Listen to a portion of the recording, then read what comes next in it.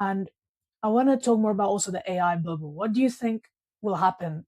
Because obviously the stocks are on a huge high right now, and it's looking a bit like 2008. Private credit is booming. There's lots of private debt right now, and the economy is looking really unstable with high interest rates as well.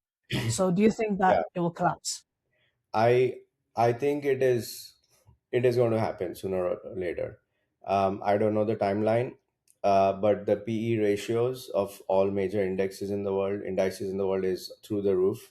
I sold all my stock ETFs and moved to more stable bonds for the temporary time while keeping on investing more every month.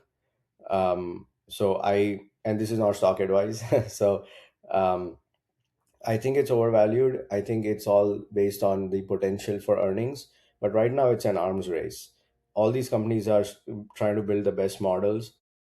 I don't think that they're making any money at $20 a month on ChatGPT, right? Given the processing power it takes. So they probably need to charge 10 times that or more. So right now, they're not trying to make money off it. There's a promise of like we will have the market share and therefore we will make money sometime in the future. And that's what the whole valuation is going up on, just like the dot com bubble in the 2000s. So I'm genuinely concerned about like the stock prices, and right now if you see a market correction has happened to few percent because of the Iran situation. But the AI bubble is not yet burst for sure.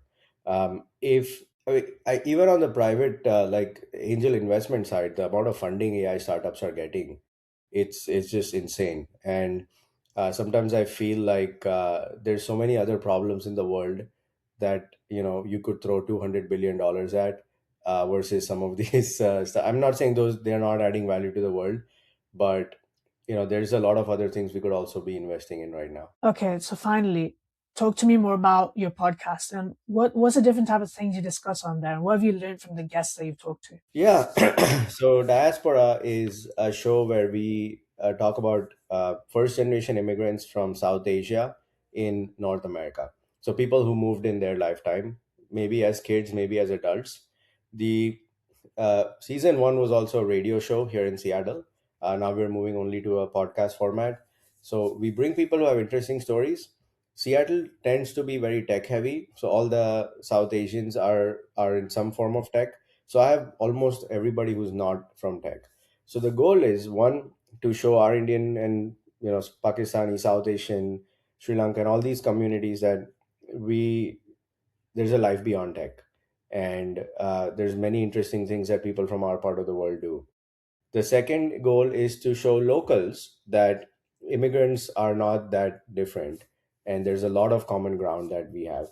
We talk college football smack on the show. Like we talk about sports teams, we talk about barbecues, and a lot of things that are very American.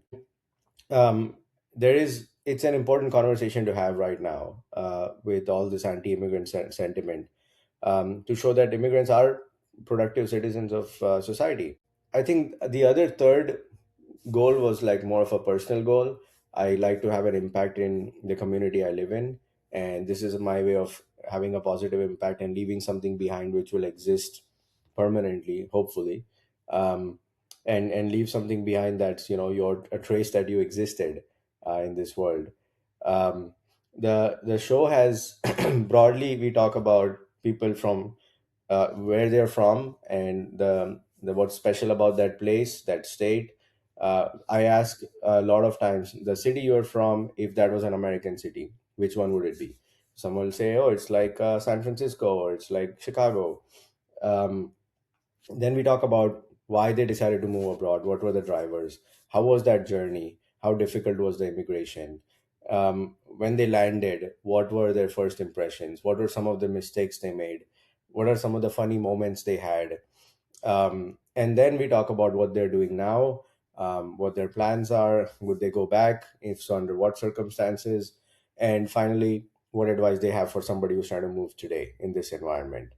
And then we end the show with a lighthearted segment about like what's your favorite cricket moment or what's your favorite Bollywood song. But the best one has been what's your favorite mango memory?